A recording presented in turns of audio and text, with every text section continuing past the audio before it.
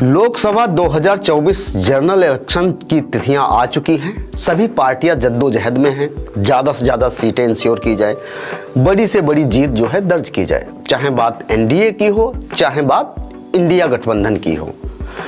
यहाँ पे बात करने वाले हैं हम सिंबल्स की, क्योंकि अगर पार्टी की जो प्रमुख पहचान है वो उनके सिंबल हैं, उनके चुनाव निशान हैं।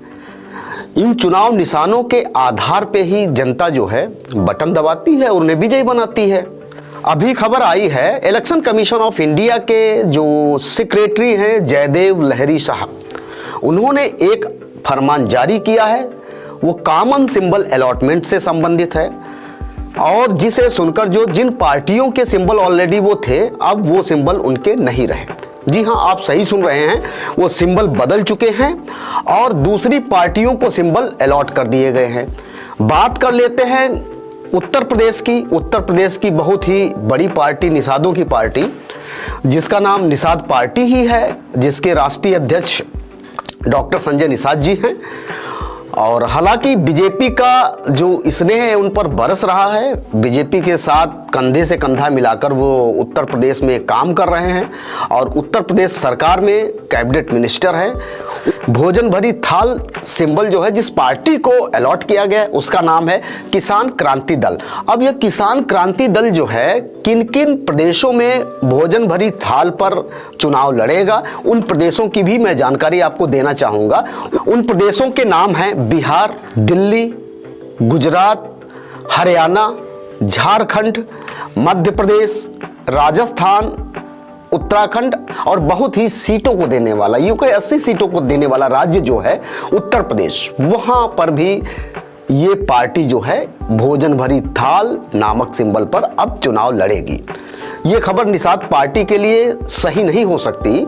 रीजन ये है कि जिस पार्टी की बुनियाद भोजन भरी थाल पे बनी थी और भोजन भरी थाल जो है उनके जितने भी समर्थक थे, उनके जितने भी फॉलोअर्स थे उसको समझ रहे थे, जान रहे थे, लेकिन अब यह सिंबल जो है इस चुनाव में, हाँ जी, लोकसभा चुनाव 2024 में उस पर नहीं लड़ पाएगी और उनको लड़ने की जरूरत भी नहीं है शायद, क्योंकि उनका जो अलायंस जो है, उनका जो समझौता है, उनका जो गठबंधन है भारतीय जनता पार्टी से है और भारतीय जनता पार्टी ने उन्हें संत कबीर नगर से फिर एक अवार्ड दे दिया है। लोकसभा का जो चुनाव उनके बेटे इंजीनियर प्रवीण कुमार जी जो है वहां से संत कबीर नगर से लड़ेंगे, तो शायद अभी भोजन भरी थाल की जरूरत नहीं है डॉक्टर संजय निषाद को, लेकिन ये थोड़ा सा उनके लिए दुखदाई जरूर होगा, क्योंकि जयदेव लहरी साहब का जैसे ही फरमान आता है कि जो किसान क्रांति दल है उसको ये सिंबल अलॉट कर दिया जाए और ये जो 8 स्टेट में जो चुनाव लड़ रही है किसान क्रांति दल, वो इस सिंबल पर अब चुनाव लड़ेगी। हालांकि सिंबल अलॉटमेंट से संबंधित और भी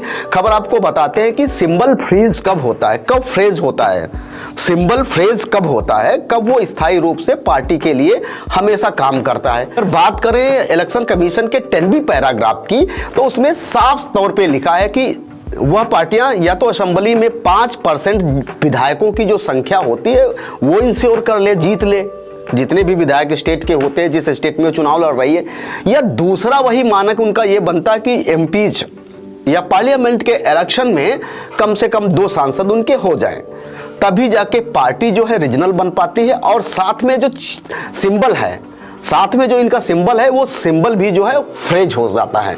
शायद पार्टी के रीजनल बनने में कुछ और भी अर्हताएं हो सकती हैं, लेकिन जो सिंबल फ्रेजिंग के दायरे में जो कैटेगरी है, जो एलिजिबिलिटी है, यही है आपके 5% जो है पर्टिकुलर स्टेट के विधायक होने चाहिए या 2 आपके एमपीज होने चाहिए। आप सही सुन रहे हैं।